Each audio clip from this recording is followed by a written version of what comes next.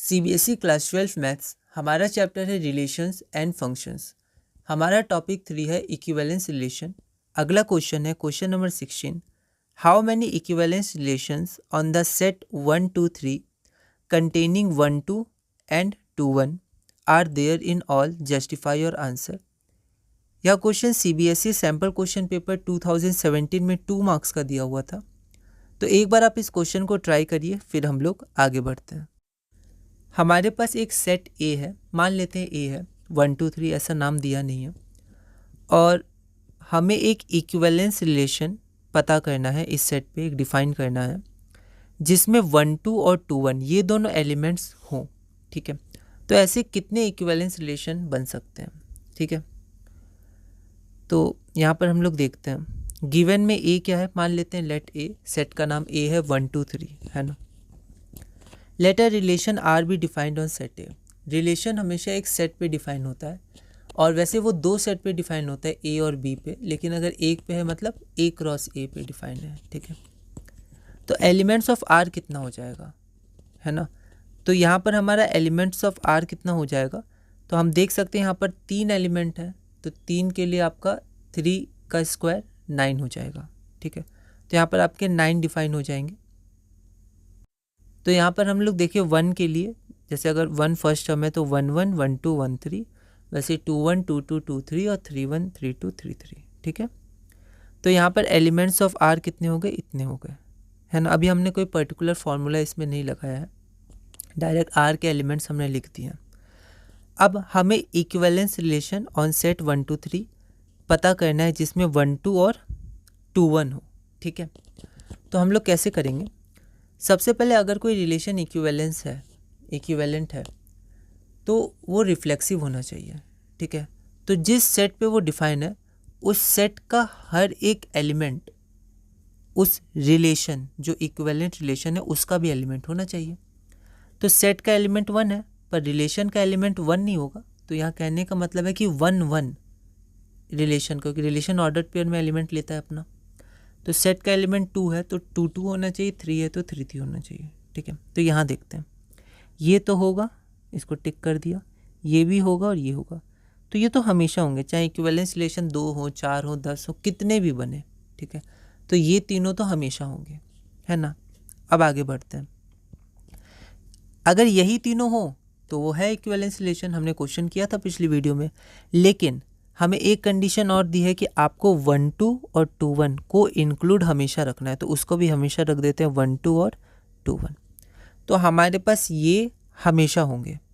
ठीक है, अब हम लोग क्या करते हैं कि एक इक्विवेलेंस रिलेशन सोचते हैं, क्या इतनी सफिशिएंट है, क्या हम लोग को और ऐड ना करना पड़े?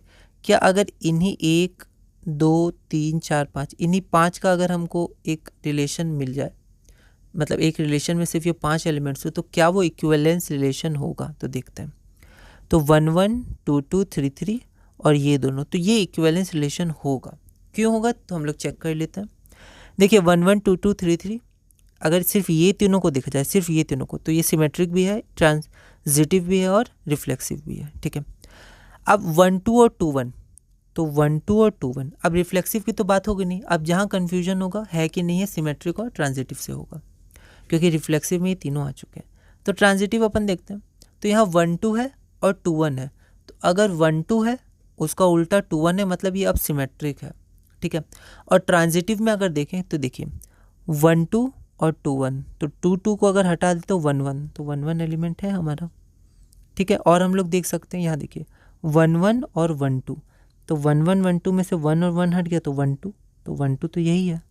ठीक है, इसका मतलब ये हुआ कि अगर इतने ही हो तो भी हमारा क्या है, इक्विवेलेंट रिलेशन है, इक्विवेलेंस रिलेशन है, तो हमारा एक तो मिल गया, पर हो सकता है और हो, क्योंकि इसमें नंबर टोटल सब में पूछा है, टोटल नंबर आप बताइए। ठीक है, तो चलिए अब हम लोग क्या करेंगे कि कोई भी एक जोड़ने का कोशिश करते हैं, है ना। फिर से 1 1 2 2 3 3 1 2 और 2 1, ये तो हो गई, है ना। हम सोचते हैं कि एक बस 1 3 जोड़ के क्या ये आंसर आ सकता है? ठीक है, सिर्फ 1 3 जुड़ जाए तो क्या इक्विवेलेंस रिलेशन होगा? तो नहीं होगा। क्यों?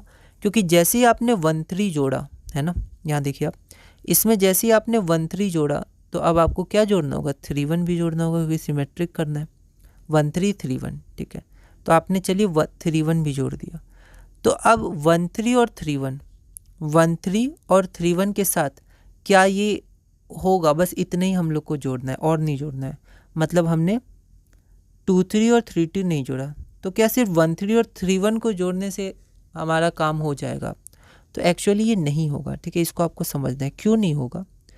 तो जैसे मान लीजिए यहाँ पर आपने 13 और 31 जोड़ दिया, मान लीजिए इन दोनों की कोई ज़रूरत नहीं है अभी, क्या ये होगा? नहीं होगा। क्यों?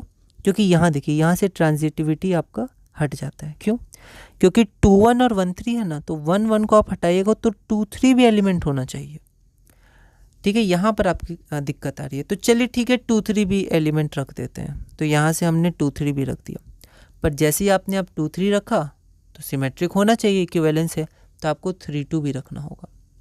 तो यहाँ पर आपको 32 भी रखना होगा। मतलब अब आपको ये सारे एलिमेंट्स रखने होंगे। यहाँ देखिए सारे एलिमेंट्स आ गए, ठीक है। तो अब आप चेक करिएगा, तो ये आपका ट्रांजिटिव भी है, सिमेट्रिक भी है, रिफ्लेक्सिव भी है। रिफ्लेक्सिव तो पहले भी था, अब यहाँ देखिए ट्रांजिटिव भी है। 12 का 21 है ना, 12 का 21 जो इंक्लूड करना ही था, 13 का 31 और 23 का 32। ट्रांजिटिव में भी देखिएगा तो ये 23 और ये 32 है। अगर 33 हटाएंगे तो 22 हमारे पास है ना। यहाँ से 33 हटाया तो 22 हमारे पास है। फिर 13 और 31, 33 हटाया 11 है, ठीक है। तो ऐसे अगर आप चेक करिएगा तो आपका यहाँ पर ट्रांजिटिव भी हो जाएगा, है ना। और जिससे दिक्कत आ रही थी 21 और 13 से, तो 11 हटाई तो देखिए 23 है आपका। तो अब तो और कोई रिलेशन बनेगा नहीं, क्योंकि सारे एलिमेंट्स तो हमने ले लिए। तो only 2 equivalence relations are there in all, this one and this one, ठीक है। अगला क्वेश्चन है क्वेश्चन नंबर 17। तो इस क्वेश्चन को एक बार आप ट्राई करिएगा, ठीक है। जैसे हम पिछले टॉपिक में ये शो या प्रूव करते थे कि ये रिफ्लेक्सिव है या ट्रांजिटिव है या सिमेट्रिक है, तो वैसे ही अब हम लोग को शो करना है कि ये इक्विवेलेंस है। यहाँ पर फाइंड है, मतलब है कि नहीं है, तो चेक करना है। तो तीनों चेक करना पड़ेगा हमें। तो ये क्वेश्चन दिल्ली 2014 में 4 मार्क्स का आया था। एक बार आप इसको ट्राई करिएगा, अगली वीडियो में हम इसे सॉल्व करेंगे।